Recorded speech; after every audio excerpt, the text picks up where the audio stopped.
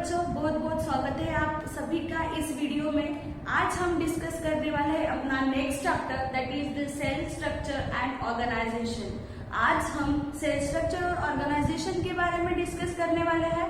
तो सबसे पहले ये चैप्टर स्टार्ट करने से पहले हमको पता होना चाहिए क्या कि सेल मतलब क्या है, what is the cell, what is the exact meaning of cell, कि सेल का मतलब क्या है, सेल किसने डिस्कवर किया, ये सब हमको पता होना चाहिए। तो सबसे पहले इस वीडियो में हम डिस्कस करेंगे क्या कि what is the cell and the discovery of cell, कि पर्टिकुलर सेल का मतलब क्या है और कौन से साइंटिस्ट का कंट्रीब्यूशन रहा है किसमें, in the discovery of cell. तो आज हम डिस्कस करेंगे cell and the discovery of cell, right. तो सभी को पता है क्या कि cell is the unit of life. Cell क्या है, एक लाइफ का यूनिट करके बोला जाता है। Again cell is again called as the fundamental structural and functional unit of living organism. Cell को ही क्या बोला गया है, cell is the structural functional and fundamental unit of organism, right. तो हम सभी को पता है कि जितने भी पूरे अर्थ पर जितने भी लिविंग ऑर्गेनिजम्स हैं, वो सभी living organisms which are again composed of cell, वो सभी लिविंग ऑर्गेनिजम्स की बॉडी जो है वो किससे बनी हुई है, सेल से बनी हुई है, राइट। ऐसे कोई लिविंग ऑर्गेनिज्म है क्या कि जिनकी बॉडी सेल से नहीं बनी हुई है, या फिर जिनके बॉडी में सेल ही प्रेजेंट नहीं, ऐसा है क्या? नहीं। जितने भी लिविंग ऑर्गेनिज्म है वो सभी लिविंग ऑर्गेनिज्म की बॉडी जो है वो किससे बनी हुई है, सेल की बनी हुई है, बराबर। मतलब सेल अगर नहीं होते थे तो पर्टिकुलर हमारी ग्रोथ होती थी क्या, हम ये मतलब एक प्लेस से दूसरे प्लेस तक मूव भी नहीं कर सकते थे, है ना, हमारी ग्रोथ भी नहीं हो सकती थी, राइट। तो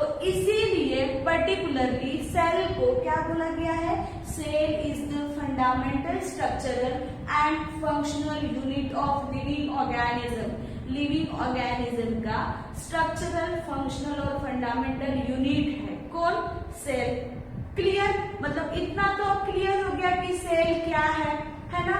बट फिर से कि सेल ये जो वर्ड है वो हर एक फील्ड में अलग अलग रहेगा, राइट। जैसे कि अभी हम बोलते हैं, अभी हम बात करते हैं कि आपके पास जो सेल फोन्स है ना, आपके पास जो मोबाइल्स है, that is again called as the cell phones.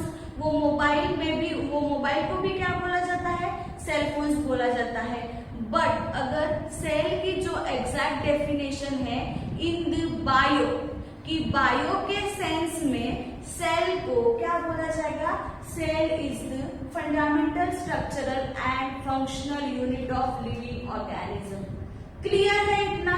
ऐसे नहीं कि सेल मतलब फिर से आप बोलोगे कि वॉच में जो सेल होता है वो सेल, वैसे नहीं। हर एक फील्ड में सेल की डेफिनेशन अलग अलग है।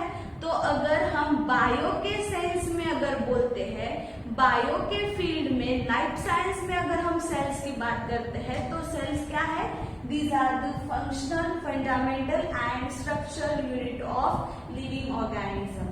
क्लियर? अब इतना तो क्लियर हो गया सभी को कि सेल क्या है। अलग अलग फील्ड में सेल को अलग अलग डिफाइन किया गया है, राइट। तो अभी now we will discuss the discovery of cell, कि पर्टिकुलर कौन से साइंटिस्ट का कंट्रीब्यूशन आया है, कौन से साइंटिस्ट ने डिस्कवरी ऑफ सेल बताई है कि पर्टिकुलर सेल किस तरह से डिस्कवर्ड हुआ है, राइट। वो अब हम डिस्कस करते हैं।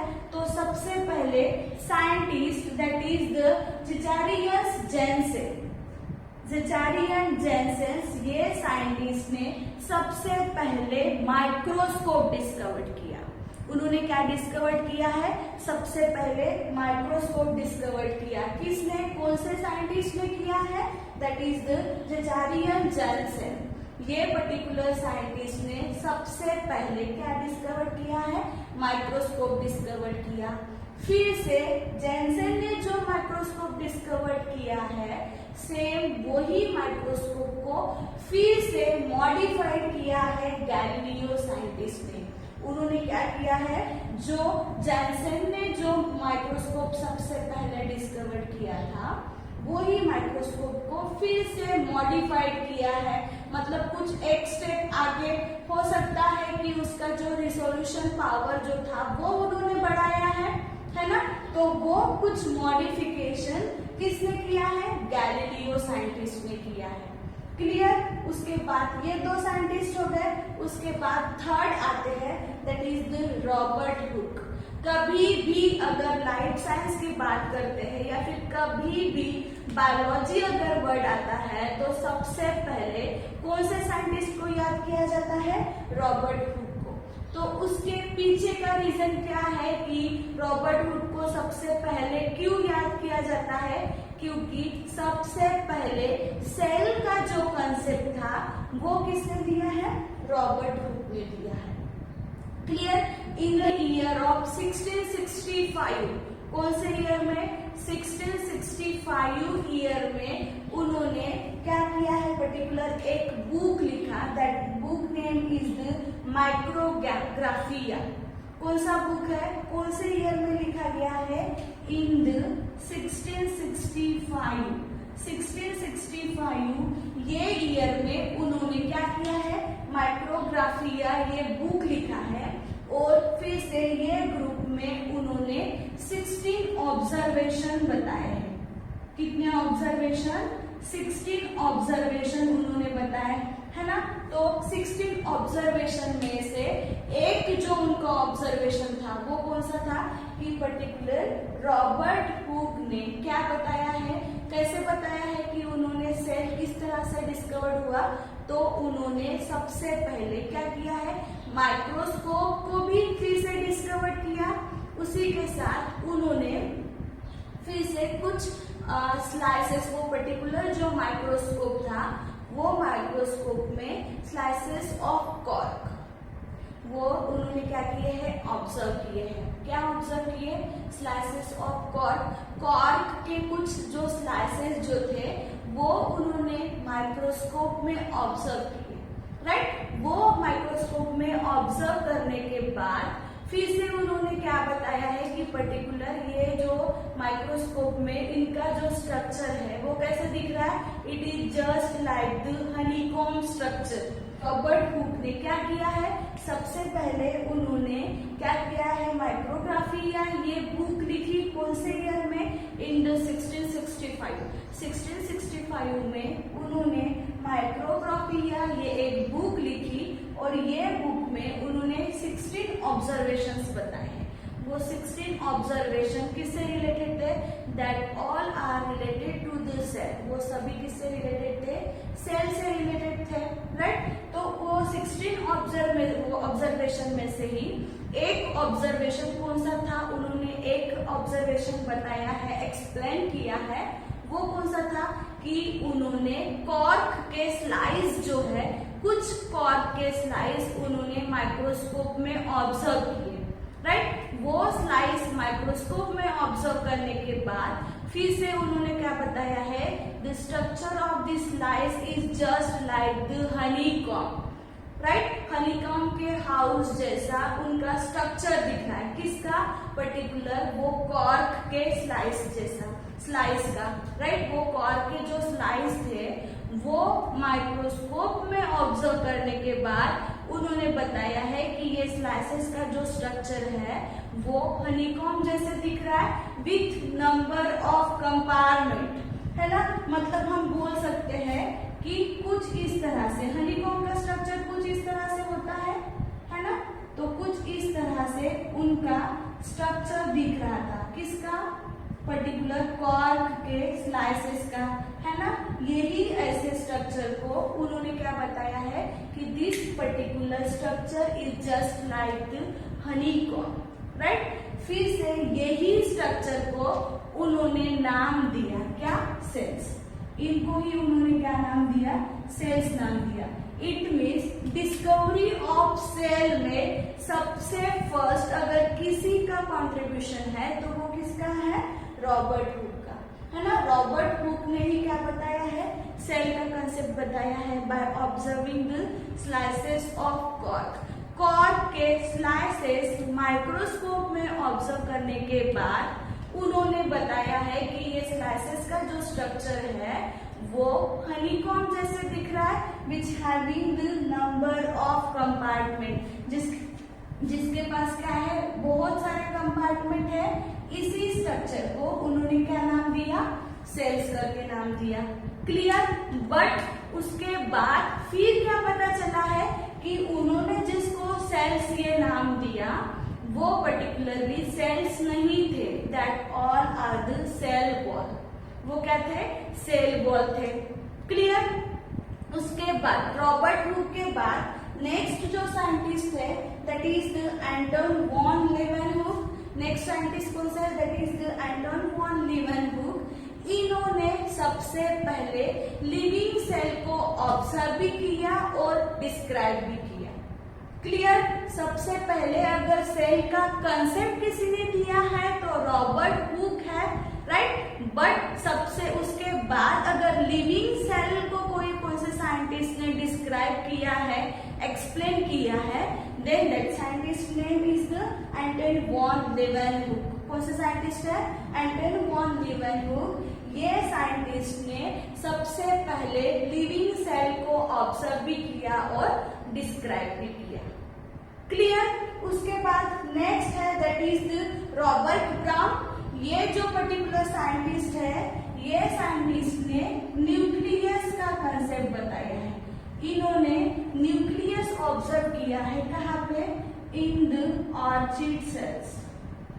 ऑर्चिड जो प्लांट रहता है वो प्लांट के सेल्स में उन्होंने क्या ऑब्जर्व किया, न्यूक्लियस ऑब्जर्व किया, राइट। तो रॉबर्ट ब्राउन ये जो साइंटिस्ट है उन्होंने कौन सा कंसेप्ट दिया है, न्यूक्लियस का कंसेप्ट दिया है।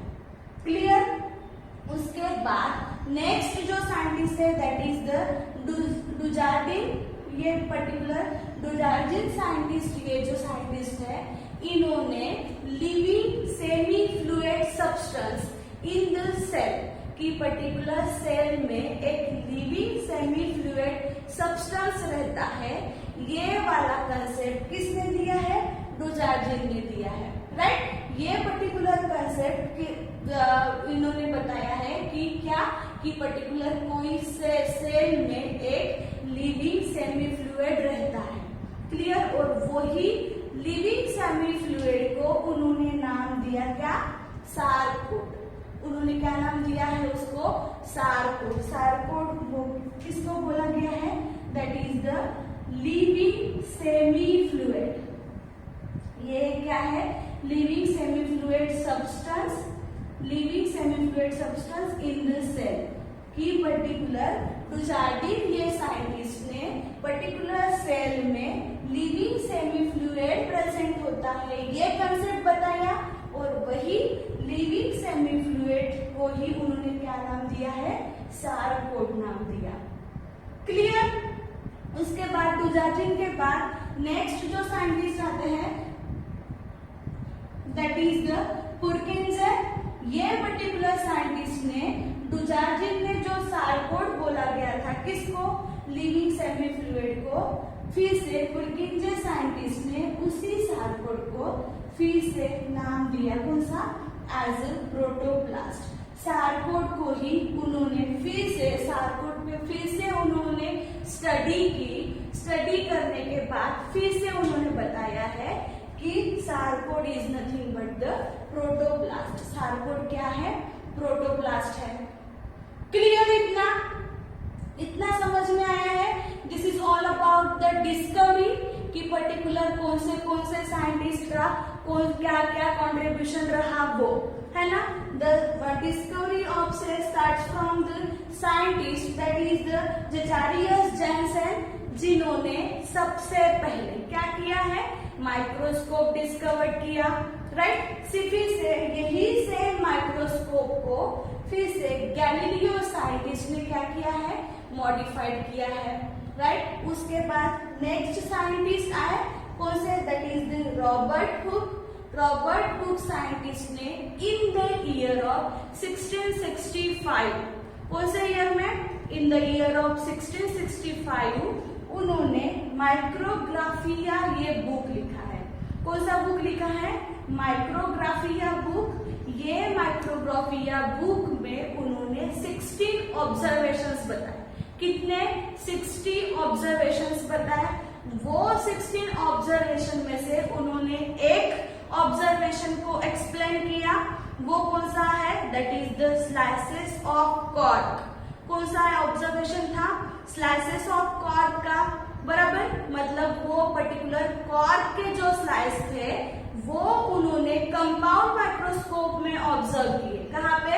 कंपाउंड माइक्रोस्कोप में वो कॉर्क के स्लाइस उन्होंने ऑब्जर्व किए। ऑब्जर्व करने के बाद उन्होंने क्या एक्सप्लेन किया है कि ये स्लाइसेस माइक्रोस्कोप में हनीकॉम्ब का जैसे स्ट्रक्चर रहता है, सेम उसी तरह माइक्रोस्कोप में ये कॉर्क के स्लाइसेस का स्ट्रक्चर दिख रहा है, बराबर।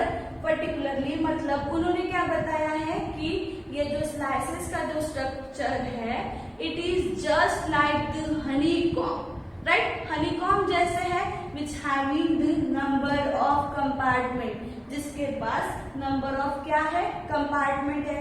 मतलब कुछ इस तरह से, राइट। यही इस ऐसे स्ट्रक्चर को उन्होंने क्या नाम दिया है? सेल करके नाम दिया। क्लियर? बट एग्जैक्टली फिर से स्टडी करने के बाद क्या पता चला है कि रॉबर्ट हुक ने जो सेल करके नाम दिया वो सेल ना होते हुए वो क्या थे? सेल वॉल थे। क्लियर? उसके बाद नेक्स्ट साइंटिस्ट है that is the Antony von Leeuwenhoek, right. Antony von Leeuwenhoek ये ऐसे साइंटिस्ट है जिन्होंने सबसे पहले लिविंग सेल को ऑब्जर्व किया है और लिविंग सेल को डिस्क्राइब भी किया है। किसने? एंटनी वॉन लीवेनहुक ने। Clear? Again the next one that is the Robert brown. Robert brown ये जो साइंटिस्ट है उन्होंने ऑर्चिड सेल्स में, ऑर्चिड प्लांट के जो सेल्स थे वहां पे उन्होंने न्यूक्लियस को ऑब्जर्व किया। मतलब रॉबर्ट ब्राउन ने, इन्होंने कौन सा कंसेप्ट दिया है? न्यूक्लियस का कंसेप्ट दिया। क्लियर? उसके बाद नेक्स्ट है दैट इज द डुजार्डिन। ये पर्टिकुलर साइंटिस्ट कौन से? डुजार्डिन ये साइंटिस्ट ने सार्कोड ये कंसेप्ट दिया है ना। तो सार्कोड उन्होंने किसको बताया? बोला है कि पर्टिकुलर सेल में कुछ लिविंग सेमी फ्लूइड रहता है। Living semi fluid substance cell में प्रेजेंट रहता है। ये किसने बताया है? डुजार्डिन ने बताया, राइट। और वो ही लिविंग सेमी फ्लूइड सब्सटेंस को उन्होंने नाम दिया। कौन सा? As the sarcode. क्या नाम दिया उन्होंने? Sarcode, right. उसके बाद नेक्स्ट साइंटिस्ट आए कौन से? That is the Perkinson. Particular ये साइंटिस्ट ने, डुजार्डिन ने जो सार्कोड नाम दिया है किसको? लिविंग सेमी फ्लूइड को, वो ही फ्लूइड को उन्होंने क्या नाम दिया है? प्रोटोप्लास्ट करके। फिर से पर्किंसन ने एक्सप्लेन किया कि वो लिविंग सेमी फ्लूइड जो सेल में प्रेजेंट होता है which is again called as the protoplast, उसी को ही क्या बोला जाता है? प्रोटोप्लास्ट। क्लियर है इतना? It is all about the discovery. Now we will discuss the next topic that is the cell theory. अभी हम सेल थ्योरी के बारे में पढ़ेंगे। तो सबसे पहले दो साइंटिस्ट कौन से?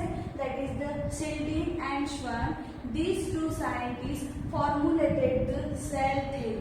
पर्टिकुलरली सेल थ्योरी जो है ये दो साइंटिस्ट ने दी हुई है। कौन से दो साइंटिस्ट है? शिल्डिंग एंड श्वान। ये दो साइंटिस्ट ने सेल थ्योरी जो है वो पूरी एक्सप्लेन की है, राइट।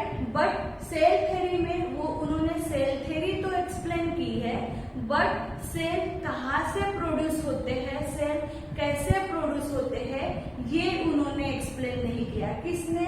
शिल्डिंग एंड श्वान ने। क्लियर है? उसके बाद in the year of 1838 year में द जर्मन बॉटनिस्ट कौन से? That is the Matthias Schleiden. Matthias शेल्डिस्ट ये जो साइंटिस्ट है which is again the German botanist, जो क्या थे? जर्मन बॉटनिस्ट थे। उन्होंने 1838 ईयर में क्या बताया है कि particular the plants are consist of the different kinds of cells. कि प्लांट्स जो है वो डिफरेंट डिफरेंट टाइप्स के सेल्स से बने होते हैं और वो सेल्स एक ग्रुप फॉर्म करके ऑर्गन फॉर्म करता है, सेल ग्रुप बना के ऑर्गन फॉर्म करता है।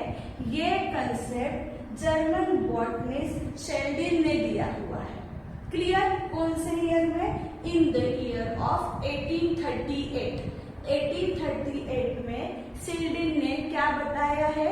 The plant which is again consists of the different types of cells, different kinds of cells and they are grouped together and forms the tissue. वो क्या है कि पर्टिकुलर प्लांट जो है वो अलग अलग टाइप्स के सेल से बना हुआ होता है और वो अलग अलग टाइप के सेल्स इकट्ठा होकर टिश्यू प्रोड्यूस करते हैं। ये कंसेप्ट किसने बताया है? शेल्डिन ने बताया है। क्लियर?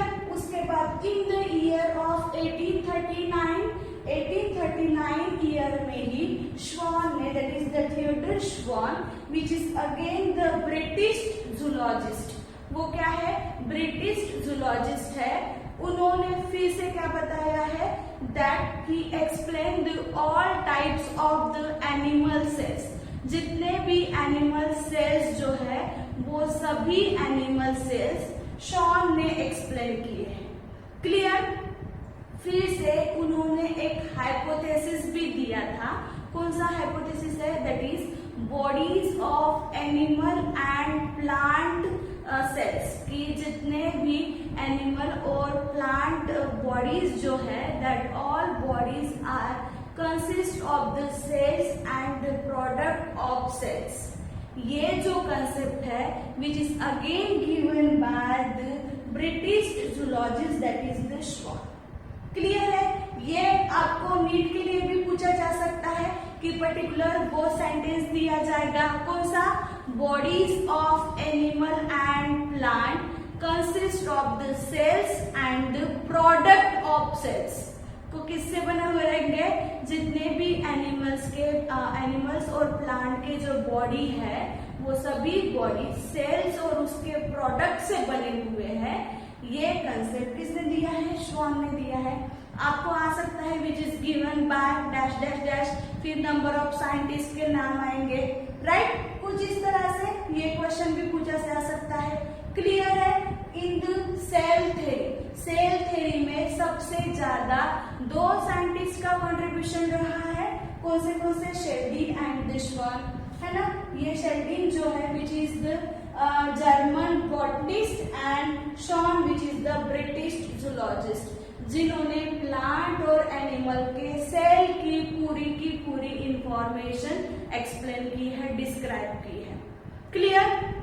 उसके बाद नेक्स्ट साइंटिस्ट है इन द ईयर ऑफ 1855। कौन से ईयर में? 1855। ये ईयर में रुडोल्फ विर्चो। कौन से साइंटिस्ट? Rudolf Virchow. ये जो साइंटिस्ट है पर्टिकुलर, ये साइंटिस्ट ने कौन सा कंसेप्ट बताया है? उन्होंने बताया है कि सेल्स आर डिवाइड। सेल्स क्या होते हैं? डिवाइड होते हैं and the new cells are produce from the pre existing cells. Cells divide होते हैं, ये भी बताया उन्होंने, और जो नए सेल्स जो प्रोड्यूस होते हैं वो प्री एग्जिस्टिंग सेल्स से प्रोड्यूस होते हैं। ये वाला कंसेप्ट किसने बताया है? रुडोल्फ विर्चो ने बताया है in the year of 1855। 1855 year में रुडोल्फ विर्चो ने बताया है कि the cells are divide and produce from the pre existing cell. Clear? Pre existing cell का मतलब क्या है? Pre existing cells are nothing but the parent cell, की पर्टिकुलर जो भी नए सेल्स प्रोड्यूस होते हैं वो उनके पेरेंट सेल से प्रोड्यूस होते हैं। ये वाला कंसेप्ट रुडोल्फ विर्चो ने बताया है। कौन से ईयर में? इन द ईयर ऑफ 1855। क्लियर है? फिर से उन्होंने एक सेंटेंस बताया है। कौन सा? That is the omnicellular e cellular. ये पर्टिकुलर सेंटेंस उन्होंने एक्सप्लेन किया है। ठीक है? तो पर्टिकुलर ये सेंटेंस भी आपको याद रखना है ईयर के साथ। omnicellular, e-cellular, these sentences again given by the scientist. कौन सा साइंटिस्ट है? That is the Rudolf Virchow. ये साइंटिस्ट ने ओमनी सेलुला ई सेलुला ये कंसेप्ट बताया है। तो ये भी आपको नीट में पूछा जा सकता है कि पर्टिकुलर वो सेंटेंस दिया जाएगा, ये कौन से साइंटिस्ट ने पूछा, ये पूछा जा सकता है, या फिर से रुडोल्फ विर्चॉफ का ये मतलब नाम रहेगा which is explain the following sentence, कि उन्होंने ये फॉलोइंग सेंटेंस को एक्सप्लेन किया है, दिया है ये सेंटेंस। फिर ऐसे नंबर ऑफ सेंटेंस रहेंगे, ये भी क्वेश्चन आपको पूछा जा सकता है। क्लियर? इसीलिए with name and with year particular कौन से साइंटिस्ट ने कौन सा कंसेप्ट बताया है, ये आपको याद में ही रखना है। ठीक है, जैसे कि शेल्डीन और श्वान है तो कंफ्यूज बिल्कुल भी नहीं होना है, कौन बॉटनिस्ट है, कौन जूलॉजिस्ट है, ये सभी आपको याद रखना है। उसी के साथ कौन से साइंटिस्ट ने कौन सा कंसेप्ट बताया है, ये भी आपको याद रखना है। क्लियर? इस तरह से हमने इस वीडियो में what is cell, cell theory है ना, and the discovery of cell ये कंप्लीट किया है। In the next video we will discuss the cell structure and organelles, कि पर्टिकुलर ऑर्गेनेल्स का स्ट्रक्चर कैसा रहेगा, सेल का स्ट्रक्चर कैसा रहेगा, टाइप्स ऑफ द सेल, ये हम नेक्स्ट वीडियो में डिस्कस करेंगे। Thank you.